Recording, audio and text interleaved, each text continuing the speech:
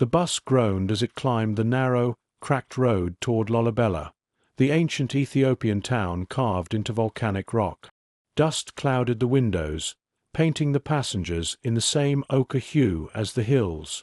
Naomi sat by the window, her camera clutched tight, trying to capture what she called the heartbeat of history. She wasn't alone. Elias, a quiet linguistics student from Addis Ababa, sat across from her. He had volunteered to guide her for her documentary project. The others were two American travelers, Sam and Claire, both in their mid-20s, backpackers who decided to tag along when they overheard Naomi's plan in a cafe. As the bus lurched, an old priest boarded midway through the journey.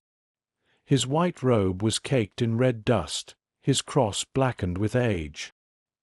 He muttered a blessing in Amharic, brushing holy water from a gourd onto each traveler. Naomi smiled politely, but the priest paused in front of her longer than the others. His gaze darkened. "You should not film the shadows," he whispered. Naomi blinked. "Excuse me. The shadows. They are older than the churches." Then he turned and shuffled away, clutching his cross tightly. The rest of the ride passed in uneasy silence. By the time they arrived, the sky was bruised with twilight. The mountain air was sharp and thin. Naomi stepped off the bus and immediately raised her camera toward the horizon. 11 medieval churches carved straight into the stone, lit by dying light. They checked into a modest guest house run by an elderly woman named Almaz, whose wrinkled face carried the patience of generations. She warned them not to wander after dark. "The land remembers," she said softly while pouring them coffee. "And sometimes it speaks." Elias laughed awkwardly. "Old superstition," he muttered. Later that night, Naomi couldn't sleep. The wind whistled through the window cracks, but beneath it she heard something else, low chanting, distant but rhythmic. She looked out and saw a faint flicker of light beyond the ridge. Thinking it was a local ceremony, she grabbed her camera and jacket. She didn't wake anyone. The chanting grew louder as she descended a rocky path toward one of the sunken churches. Her flashlight trembled over the terrain. When she reached the edge, the light flicked off. Dead battery. The chanting stopped. Silence fell heavy. Naomi stood in total darkness, the air colder than before. Then, from the pit below, a voice called softly, her own voice. "Naomi." Her breath caught. "Who's there?" The voice repeated, slightly warped, like a recording played backward. "Naomi." She turned and stumbled back up the path, her hands shaking. When she reached the guest house, the door was open. The lights flickered once, then died. Inside, Elias was awake, flashlight in hand. "Where did you go?" Before she could answer, they both heard it, the same chanting, now closer, echoing through the walls. By morning, Naomi tried to convince herself it had been a dream. Fatigue and altitude sickness, maybe. But her camera was still missing. She swore she had taken it. They spent the morning exploring the churches with a local guide named Teshome, who led them through narrow tunnels carved centuries ago. The air inside was cool and still, walls etched with faded crosses. "These passages connect the churches," Teshome explained, his voice echoing. "Some say they go deeper, beneath the ground, to where the old faiths were buried." "What do you mean, old faiths?" Sam asked. Teshome smiled politely. "Before the cross, there were others who prayed here, but it is not spoken of now." Naomi felt uneasy. Something about the place felt alive, not spiritually, but physically. The stone walls seemed to breathe with the cool drafts. In one chamber, Claire pointed to a dark stain on the floor. "Is that blood?" Teshome stiffened. "Go. We should go." That night, Naomi couldn't shake the sense of being watched. While the others slept, she sat on the porch editing some footage from her backup camera. Static lines kept distorting the frames. Then one clip showed something impossible, a glimpse of her missing camera lying in a crevice of the rock. Behind it, a figure in white, unmoving. The timestamp was from last night. She woke Elias. "We need to check this." Elias hesitated but followed her with a lantern. They retraced the same trail. The moon was a pale scar overhead, lighting the jagged terrain. When they reached the spot, her camera was there, half buried in dust. She picked it up, heart pounding. "See," she whispered. "Someone brought it here." Elias crouched, shining the lantern over the ground. Footprints, bare, small, leading toward the church. But they weren't normal. Each print was reversed, as if whoever made them was walking backward.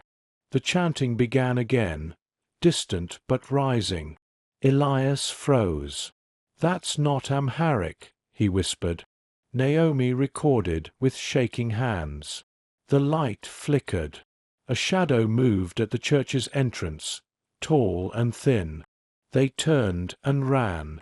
The chanting followed, growing louder with every step, echoing through the rocks like the land itself was calling them back. When they reached the guest house, Almaz was waiting at the door, her face pale. "You went to the tunnels," she said quietly. "Now they have heard you." Naomi stared, trembling. "Who?" "The ones who remember." By the next morning, Claire wanted to leave. "I'm done," she said, packing her bag. "We can catch the bus at noon." But there was no bus. The road had been blocked by a rock slide overnight. Almaz refused to let them go wandering. "You will wait. The storm comes tonight." Sure enough, clouds began rolling in, dark and heavy. Wind screamed through the valleys. By evening, rain lashed against the tin roof like nails. Naomi sat by the fire, staring at her recovered footage. When she slowed one frame from last night's video, she saw something, half hidden behind the church wall. A carved figure, human-shaped but featureless, its arms stretched toward her. Elias leaned closer. "That's not part of the architecture." Sam scoffed. "You're both losing it. It's just erosion." But later that night, when the lights flickered again, even Sam's voice shook. The chanting had returned, louder than ever, and this time it seemed to come from beneath the floorboards. They tore open a trapdoor behind the kitchen. A stairwell descended into darkness. Almaz appeared, shaking her head violently. "Don't go down there. That place is closed for a reason." Naomi gripped her camera.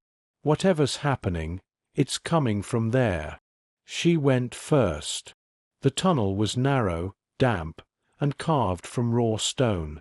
The chanting vibrated through the walls, low and pulsing like a heartbeat.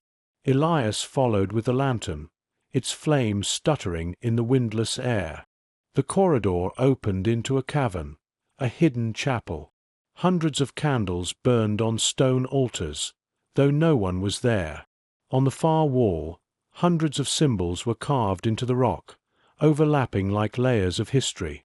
Naomi approached, filming. One symbol stood out, a spiral surrounding a human figure. She reached out to touch it.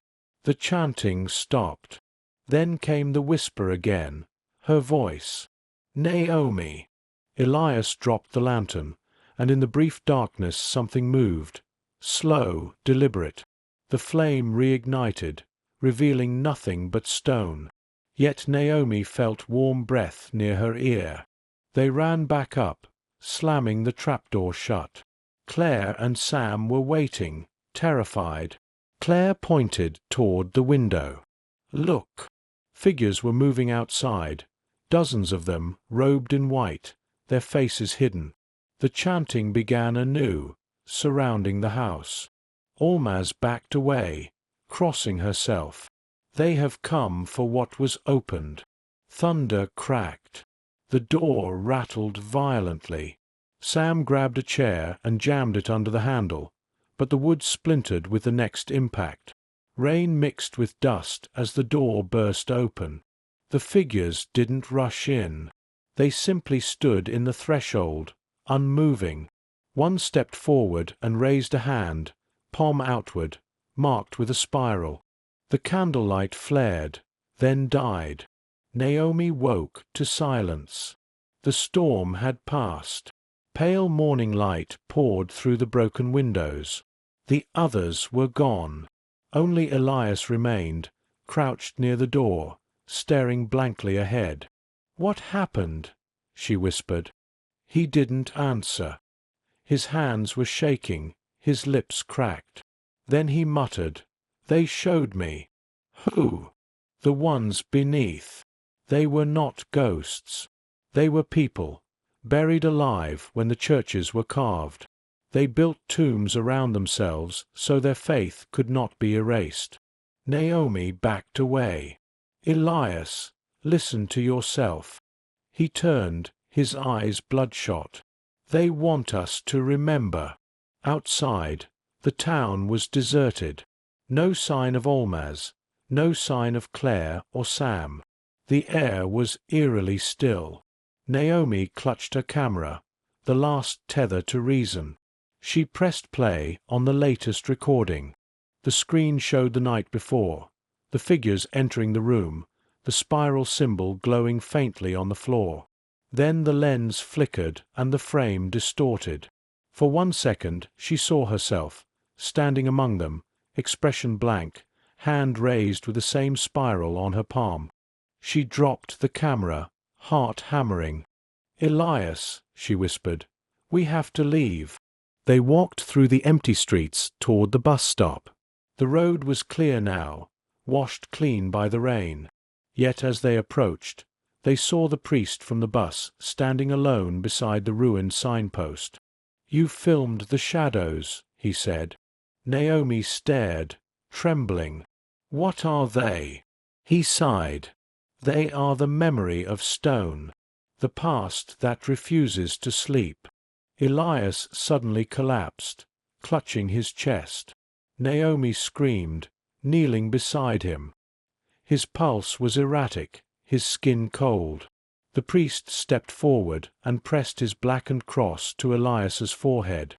"He has been touched. If he wakes, he will not be the same." Naomi looked up, rain beginning to fall again. "Then help him." The priest only shook his head. No one leaves Lalibela unchanged. By the time help arrived, a lone truck from a nearby village, Elias was unresponsive. Naomi climbed in with him, silent, clutching her camera.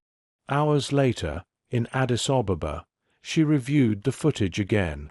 Every frame she took in Lalibela was corrupted, colors inverted, faces blurred. Only one sequence was clear: the underground chapel, the spiral symbol pulsing faintly, like a heartbeat. That night, as she prepared to send her footage to her editor, she noticed a smear of red dust on her wrist. When she wiped it off, something remained, an etched spiral faintly carved into her skin. Her phone buzzed. A message from an unknown number. "The land remembers." Naomi froze, staring at the reflection of her laptop screen. For just a moment, she thought she saw movement behind her, a white-robed figure, silent and still. Then the lights flickered, and the chanting began again.